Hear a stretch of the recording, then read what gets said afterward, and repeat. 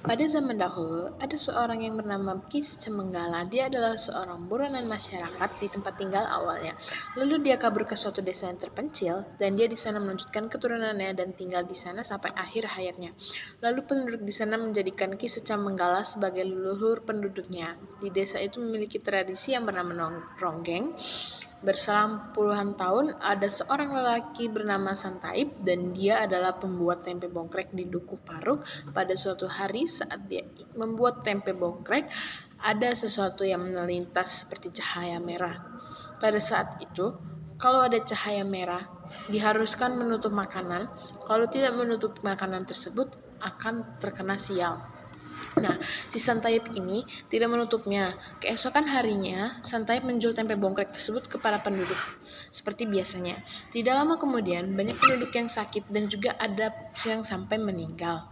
Dan para warga itu menduga kalau yang membuat para warga tersebut sampai meninggal itu ulah si Santaib. Dan para warga mendatangi rumah Santaib sambil membawa parang. Setelah para warga sampai di rumah Santaib, mereka memanggil Santaib keluar dan para warga berkata pada Santaib kalau tempe bongkrek tersebut mengandung racun dan si Santaib ngasih tahu kepada warga kalau dia membuat tempe bongkrek tersebut seperti biasa.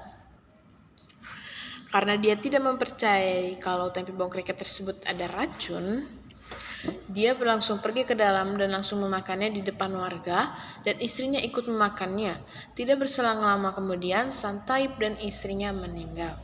Setelah beberapa tahun saat Serintil sedang membuat mahkota di bawah pohon nangka, si Rasus Darsun Warta melihat Serintil. Mereka langsung mendekati Serintil dan membantu membuatkan mahkota. Setelah sudah jadi, Serintil langsung memakainya dan Darsun bilang ke Serintil kalau Serintil itu mirip ronggeng dan Serintil langsung menari. Dari kejauhan kakeknya Serintil yang bernama Sakarya melihat Serintil sedang menari dan kakeknya langsung ke rumah si dukun yang bernama Kertareja. Dan kakeknya Serintil ini kasih tahu ke Kertareja kalau Serintil ini bisa nari. Nah, si Kertareja ini nggak percaya kalau Serintil ini bisa nari ronggeng. Padahal masih umur 11 tahun dan tidak mungkin bisa melakukan itu. Dan pada malam harinya Serintil ini disuruh menari di depan para penduduk Dukuh Paruk.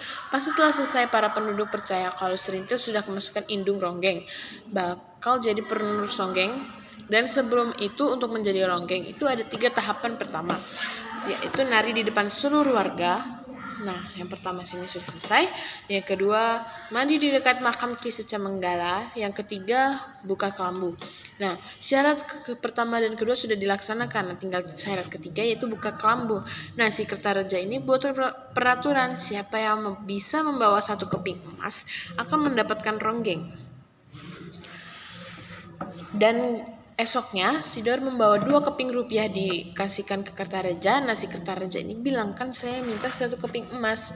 Si Doer ini mengasihkan 2 keping rupiah untuk DP. Kalau besok tidak mengasihkan lebihnya, 2 perak itu akan menjadi milik Kertareja. Nah, keesokannya Doer membawa 1 kerbau ke rumah Kertareja dan 1 kerbau itu sama harganya seperti 1 keping emas. Nah, Kertareja menolak karena dia maunya 1 keping emas biar bisa dibawa-bawa dan enaknya dimasukin ke kantong.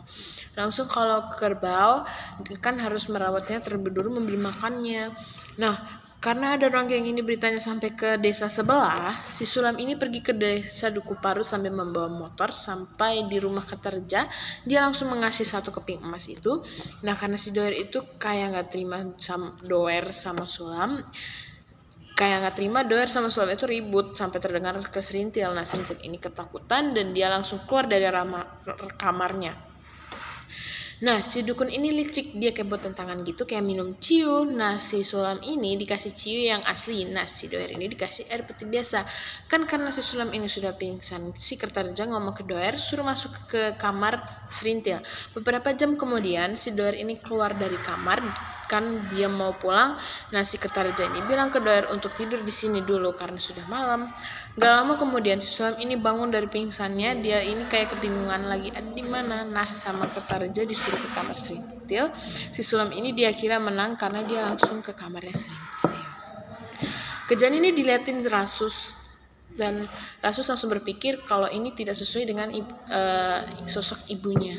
Jadi Rasus izin pergi ke desa Daurah untuk menjadi pamannya. Nah, si Rasus itu ketemu sama Sersan Slamet. Nah, si Sersan Slamet ini ngeliat si Rasus itu kayak pekerja keras.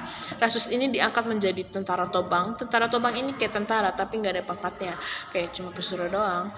Nah, beberapa tahun kemudian di desa Brukparu ini kayak sering ada pencurian. Si Rasus ini ditugasin sama Sersan Slamet. Nah, Rasus ini ditemani sama Kopral Pujo. Sesampainya mereka di desa Paruk, mereka disuruh memantau karena kecapean. Dia memikirkan kali batu besar yang ada di depan itu seperti menteri yang membawa ibunya. Nah, pas dia udah nembak batu itu, dia kayak ngerasa lega. Nah, para perampok ini bangun. Perampok ini pergi ke rumah Kertareja karena atap rumahnya beda dari yang lain. Nah, sampai di rumahnya Kertareja, mereka meminta alamat si Serintil karena ketakutan si Kertareja ini ngasih tahu kan tempat tinggalnya si Serintil. Pas mereka udah tahu tempat tinggalnya Serintil, mereka memukul si Kertareja pakai lampu minyak tanah sampai pingsan. Setelah sampai di rumah Serintil, mereka ini langsung masuk kan. Nah, si Rasus ini masih memantau sama nunggu si Kopral Pujo untuk meminta bantuan. Nah, dari rumah si Serintil ini terdengar teriakan. Nah, si Rasus ini sudah nggak tahan kan. Dia langsung masuk ke rumah Serintil sambil bawa tanah keras. Nah, 2 orang ini mati kan, yang sisanya itu berhasil diringkus. Nah, si Serintil ini pengen nikah sama si Rasus. Dia pengen punya anak dari Rasus, tapi Rasus ini nolak. Nah, si Rasus ini buat surat untuk pergi dari desa Duku Paruk, selamat tinggal Duku.